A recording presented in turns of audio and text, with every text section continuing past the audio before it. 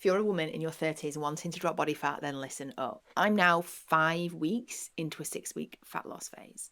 And I've been sharing a week by week update of what's going on, where I've been struggling or not, so that you kind of know what to expect. Because too many women are struggling to get in shape, overcomplicating the process, getting stressed out, and not having the success that they want. If you're new here, I'm Rachel, an online coach helping women get fit, strong, and build a body they love so they look and feel better in their 30s and 40s than they ever did in their 20s. So, week 5 is done, and this week has actually been one of the most challenging weeks so far. And it's all been because of other factors. And this is why I am always saying to the women that I coach, keep me in the loop about life. I don't just care whether you've stuck to your nutrition, done your training, ticked off your steps. That's not the information that I want. I want to know what is going on and why, what your headspace is like, how you're feeling, what your stress levels, sleep, what work's like, what your family life has been like, everything and anything.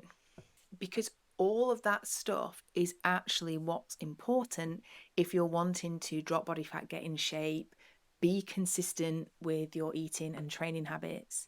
All those factors will impact how well you can stick with the nutrition strategy, the training program, and the day-to-day things that you're trying to do to improve your habits overall.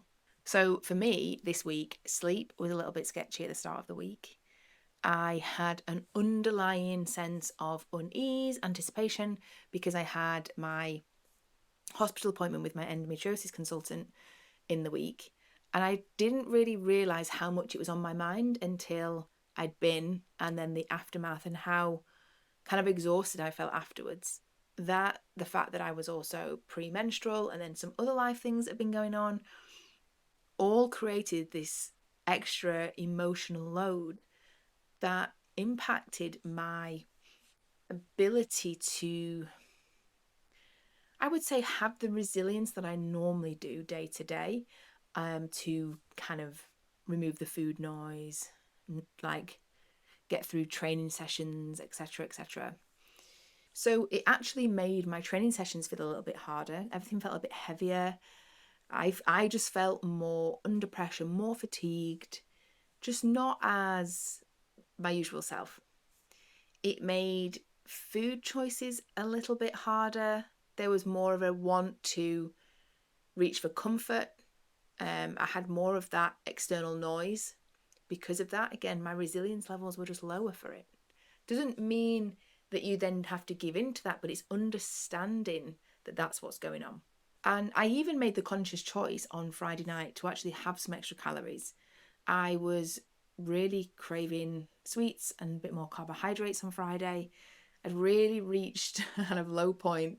I'd done a deadlift training session, which went well, but I just really battled my way through it. I felt so premenstrual. Everything was bothering me. My belt was on and off. My wrist wraps were on and off.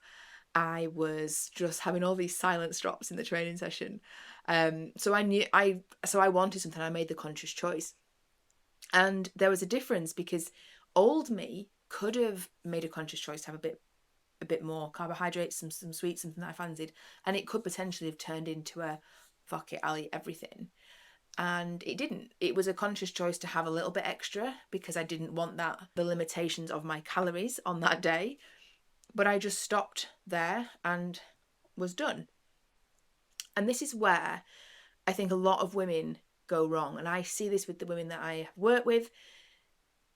If you're tracking calories and you decide to have something that in your mind is off plan or is going to be more calorific, so you therefore think, fuck it, I'm not going to track this or continue tracking for the rest of the day, you don't actually know what you've had. So it's always then worse. And I know this from the conversations, it feels worse in your mind of like, oh, I've massively overeaten, I've done this, I've done that. But you've also no record of it. So when you're looking back at the data or you're looking at your week and you're like, well, I'm tracking every single day and I'm not making progress. And it's these little moments where you just decide to not pay attention, not I'm not going to track it, I'm not going to do this.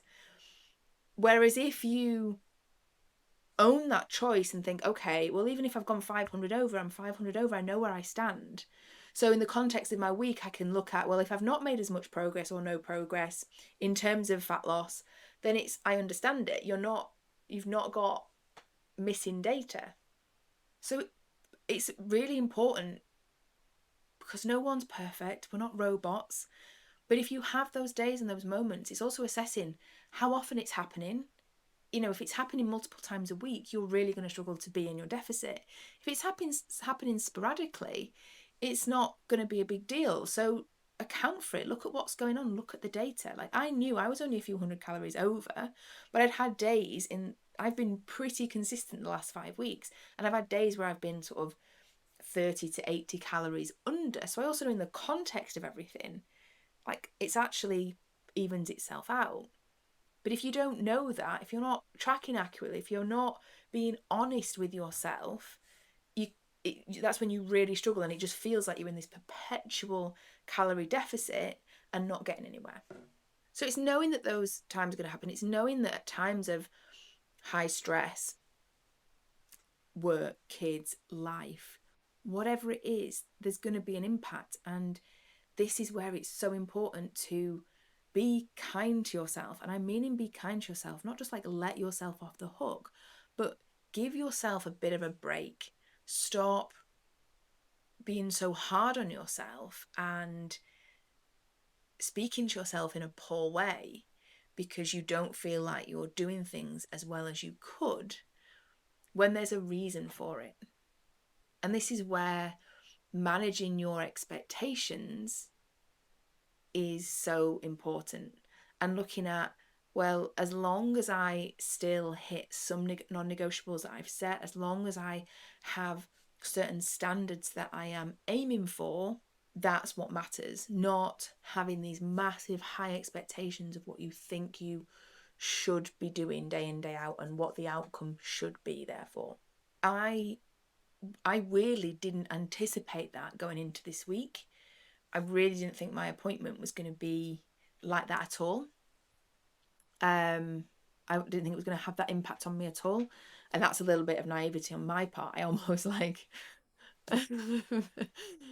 I could have expected that would have happened.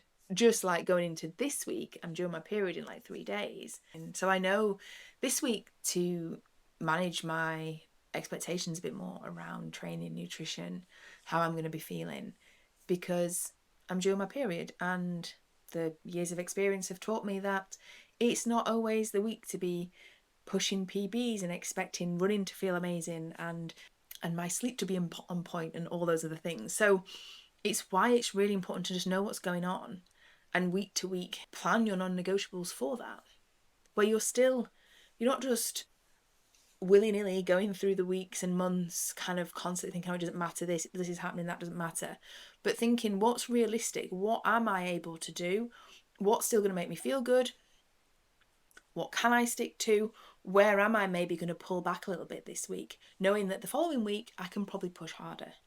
That's what's key, and that's what's also key for long-term progress. The final thing I wanted to mention for this week, though, and maybe it's a coincidence that I had a few extra carbs on Friday night, but Saturday I did a 14k run, which actually felt pretty good under all these circumstances that we've just discussed. And I was really chuffed with that. But it made me realise how much I'm looking forward to pushing myself with my running once I am out of the deficit and focusing on eating to fuel again. And I'll be touching on all that like as my final video in this series next week, with kind of how I felt about the whole thing, and then what's going to be happening going forward, my takeaways, etc., etc. So we are on the final push now, the final week.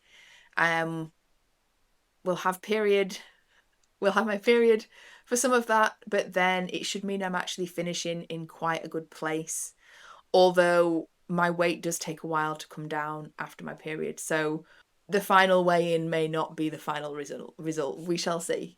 But here's to a solid final week, let's hope, and I will see you in the next video.